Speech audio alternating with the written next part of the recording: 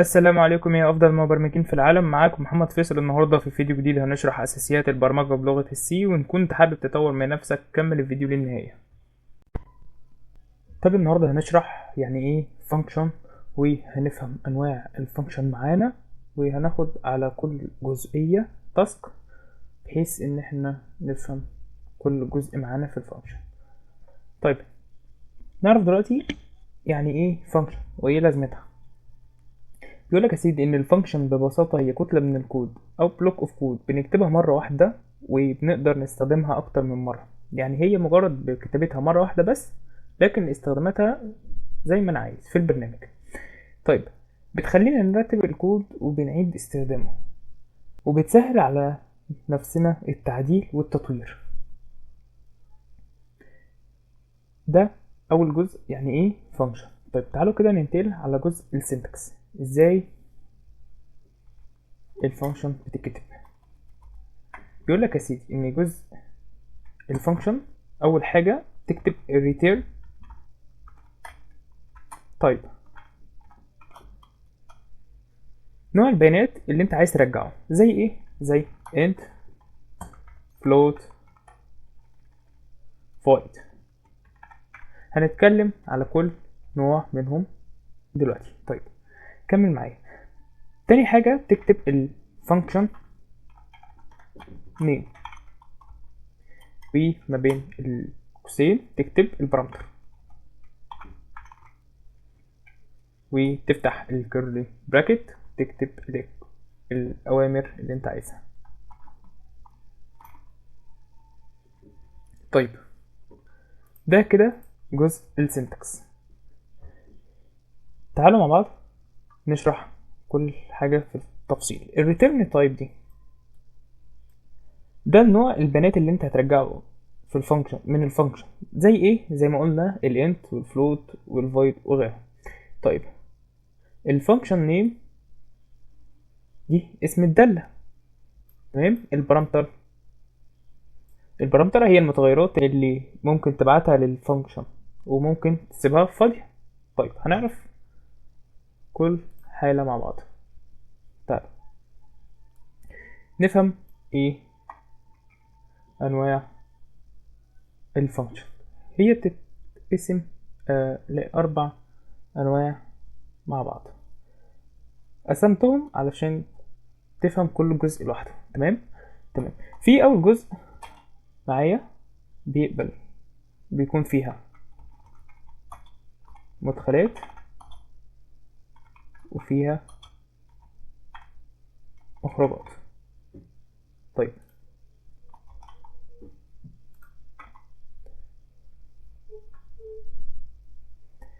طيب أي فانكشن علشان تقدر تكتبها قبل المين، جزء قبل المين. طيب تعالوا كده نشرح اول حاجه فيها بارامتر وبترجع لي داتا. طيب تعالوا نعمل كده فانكشن من نوع ترجع لي انتجر، نسميها مثلا add underscore number. دي ببساطه هتستقبل مني رقمين اللي هما المدخلات، وهتخرج لي مجموعهم اللي هو الاوتبوت اللي هيطلع لي. طيب نديها تو بارامتر اللي هما هيتجمع. طيب من نوع انتجر نسميه مثلا z، ونوع التاني نوع انتجر نسميه مثلا x. نفتح الكيرلي براكت ونقول return علشان ترجع لي قيمة x plus z.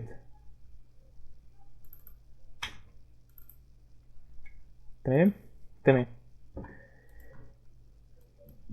طيب تعالوا كده رن ونشوف ايه اللي هيحصل معانا.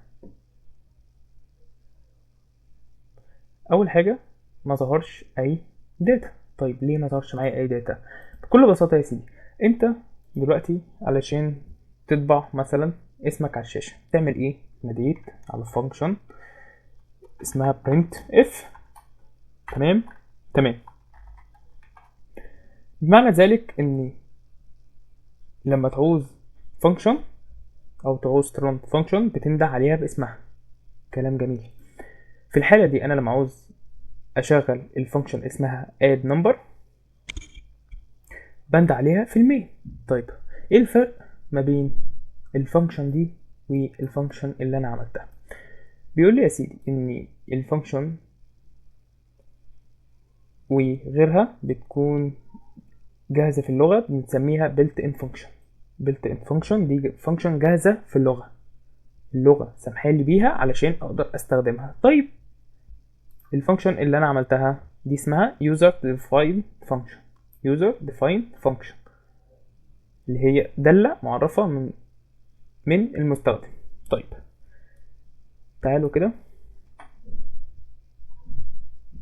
ندي قيمة، مثلا نعمل متغير بنسميه result. ده بيكون فيه الفانكشن اللي اسمها add number اللي بتاخد مني 2 argument. قلت له والله انا عايز اول رقم 5 و تاني رقم 10. تمام. بعد كده اطبع اللي شايل كل القيم دي كلها وهو اسمه result. اقوله مثلا the result is equal، واعمل percent دي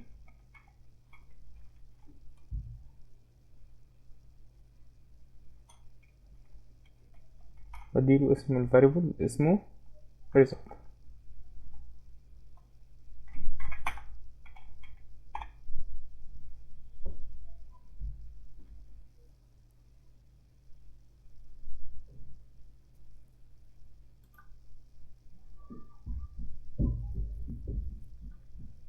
ظهر معايا قال لي the result is 15. طيب نعدل في القيم. قلت له والله مثلا 60. ران تاني قال لي the result is 70. طيب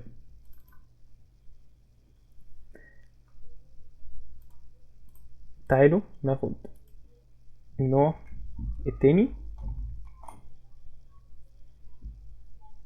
اللي بيكون فيها ما فيهاش مدخلات وفيها مخرجات، اللي هي ما بتكونش فيها بارامتر، بيكون فيها مخرجات. طيب ازاي؟ تعالوا نشوف. نخش كده الفانكشن دي اللي احنا عملناها نمسحها.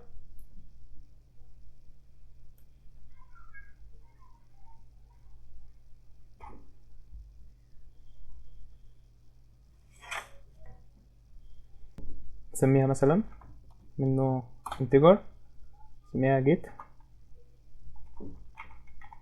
underscore number. احنا قلنا زي ما قلنا ايه ما فيهاش بارامتر، فبالتالي هنسيبها ايه فاضيه. طيب فيها مخرجات مثلا هخليها بتريتيرن رقم، ان انا بقول له مثلا ان الفانكشن دي بتريتيرن رقم مثلا عشوائي return مثلا وليكن 10. تمام. جيت في المين ناديت عليها، بس قبل اي حاجه مثلا انا اخزنها مثلا في متغير سميه ريس، اختصار مثلا result. طيب ناديت قلت المتغير ده بيكون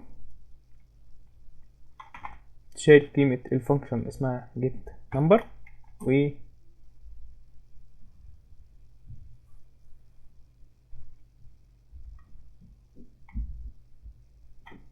سبتها فاضية لأن هي مفيهاش argument. طيب ولما جيت طبعت المتغير اللي اسمه ريس قلت percent e ومتغير اسمه ريس. طيب تعالوا كده نشوف.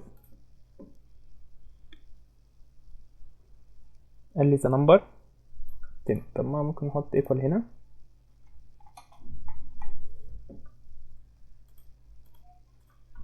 ونخلي دي مثلا 20، قيمتها 20.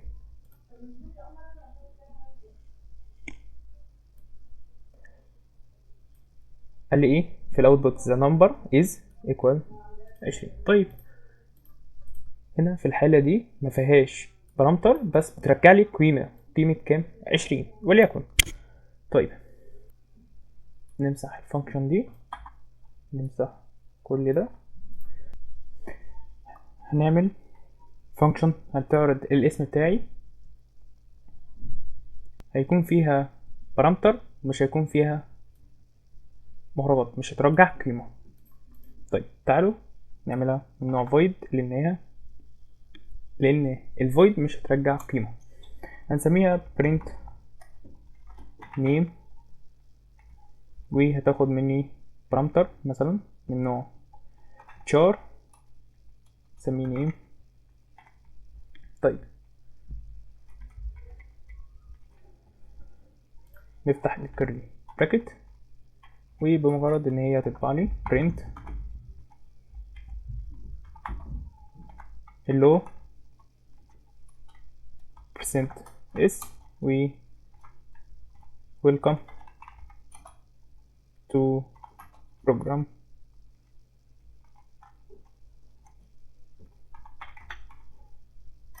ونديها اسم المتغير نسميه اللي اسمه name.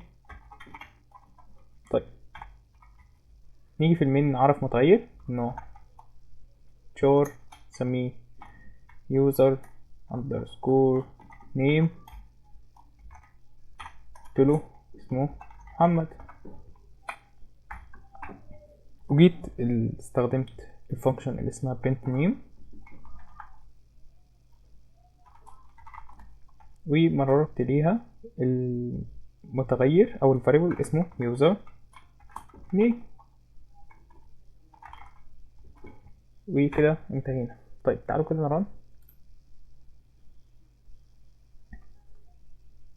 اللي ايه hello محمد welcome to program. طيب احنا هنا عملنا الفانكشن، عملنا ايه رسم اللي انا عايز ارسم بيها البرنامج بتاعي. قلت له والله يا سيدي انت هيدخل لك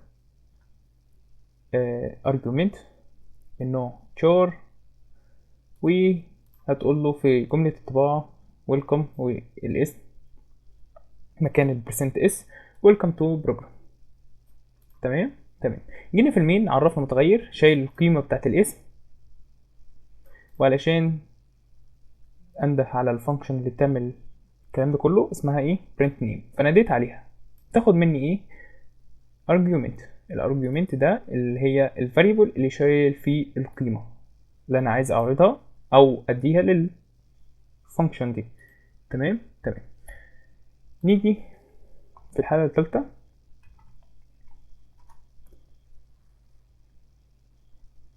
هي ما فيهاش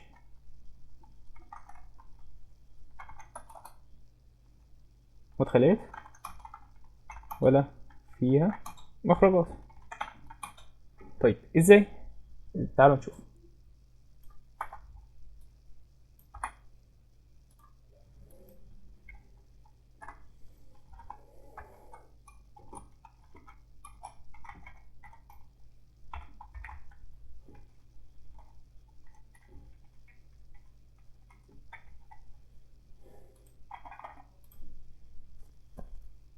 زي ما قلنا هي ما فيهاش بارامتر ولا هترجع لي قيمة. تمام، فهي هتكون انه void لانها هي مش هترجع قيمة. void say مثلا hello ومش هتاخد مني اي بارامتر، بس هي تقول لي printf hello.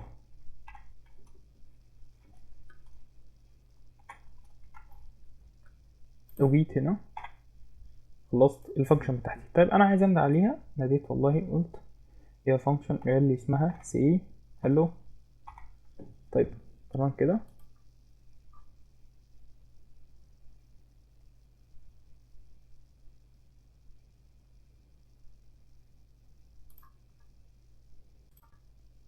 نيجي تمام كده.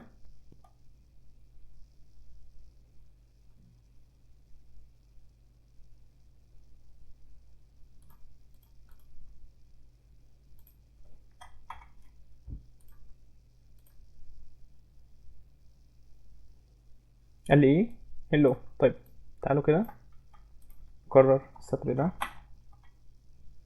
5 مرات، نيجي نشوف ايه اللي هيحصل. قال لي طبع لي هلو على نفس السطر لان احنا ما عملناش باك سلاش ان.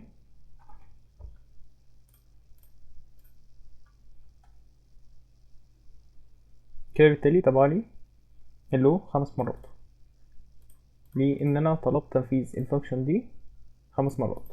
تمام. تمام.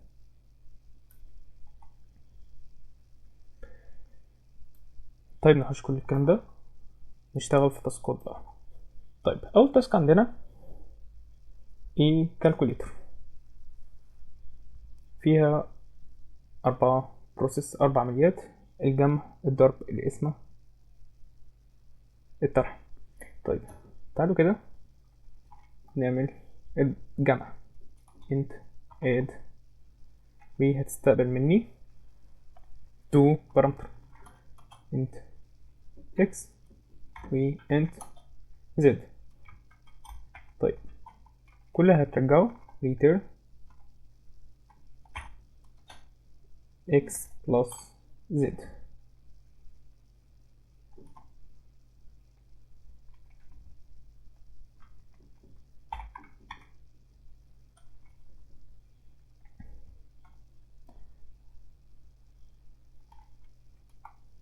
تاني عملية هي عملية مثلا subtract.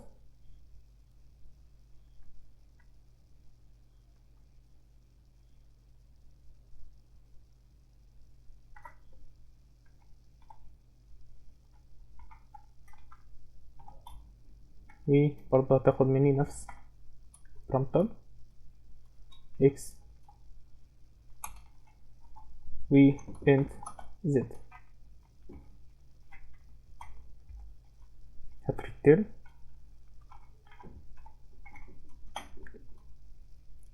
الاكس ناقص الزد.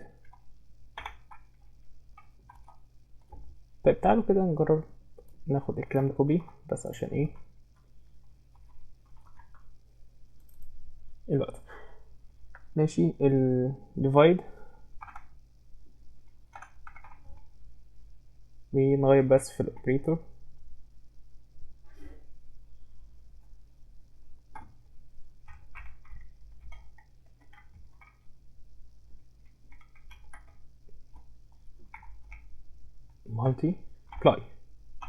multiply. طيب نيجي في المين كده، خلصنا ايه كل الفانكشن بتاعت الكالكوليتر، simple calculator. طيب نيجي مثلا انا عايز اجمع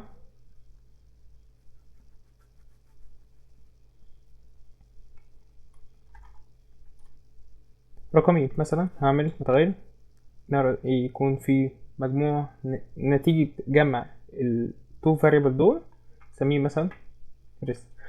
نقول equal الفانكشن اللي اسمها add، ونديله رقمين مثلا 20 و 30، واقول له print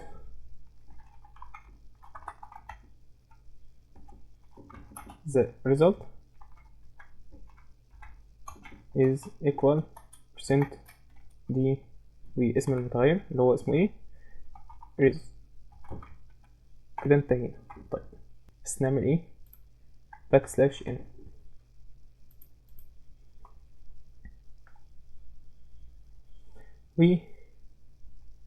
ونعمل متغير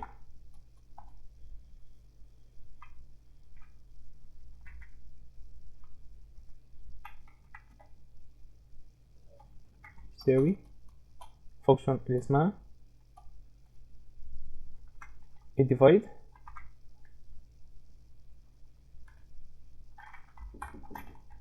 هتاخد مني مثلا 50 والاتنين التو فاريبل دول. طيب كده خلصنا. نطبع المتغير print سميه result is equal و percent دي واسم المتغير اللي هو اسمه res. تمام كده خلصنا. تاني عملية مش ممكن ما نجربش عليهم كلهم، شوف ايه اللي هيحصل. نيجي run. طب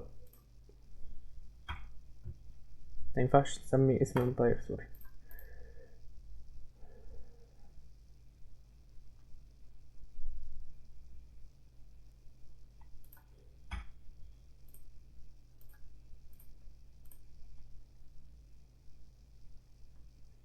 قال لي اول حاجة نتيجة جمع ال30 ال20 وال30، قال لي the result is ادي 50 مجموع جمع التو فاريبل دول، وادي هنا قال لي the result is 2 لان مجموع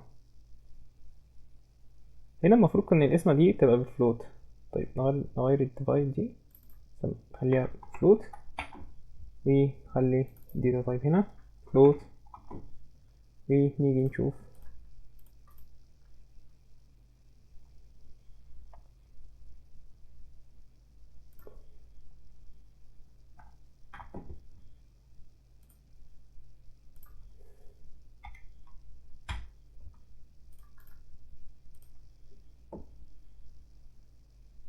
طيب ظهر معانا نتيجة قسمة 50 على 20.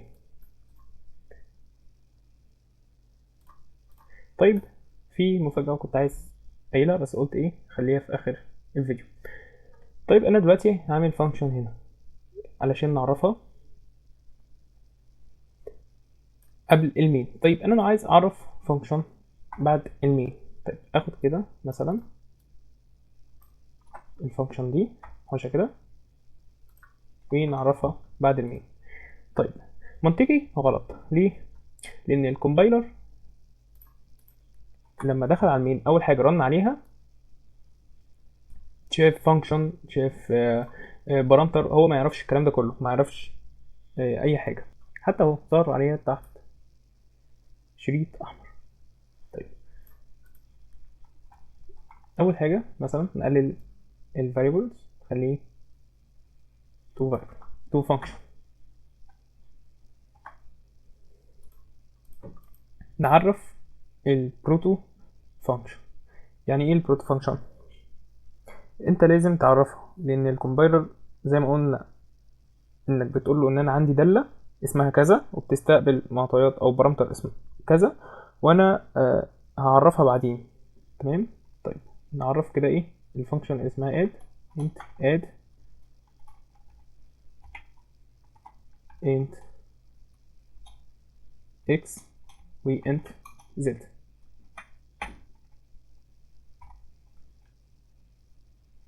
int subtract b2 parameters int x int z. طيب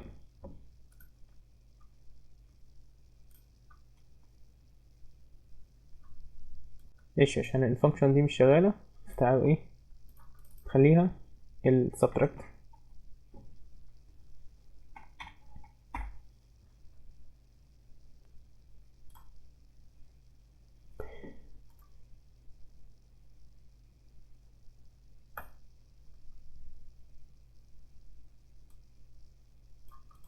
قال لي the result is 50 مجموع 20 و30، وهنا the result is 30 مجموع 50 ناقص 20. طيب ليه في الاول اصلا كان مديني ايرور؟ طيب علشان انت اول حاجه لما جه شاف ان في فانكشن متعرفه اسمها add وقلت له ان في ليها تو بارامترز بس انت مش معرف الاوامر او الكود بتاعها ايه، بس هو عارف خلاص انت عملت الديكلاريشن للفانكشن، لكن البادي بتاع الفانكشن لسه معرفتوش. فلو انت عايز تكتب الفانكشن تحت المين، فلازم تعرف البروتوتايب فانكشن. طيب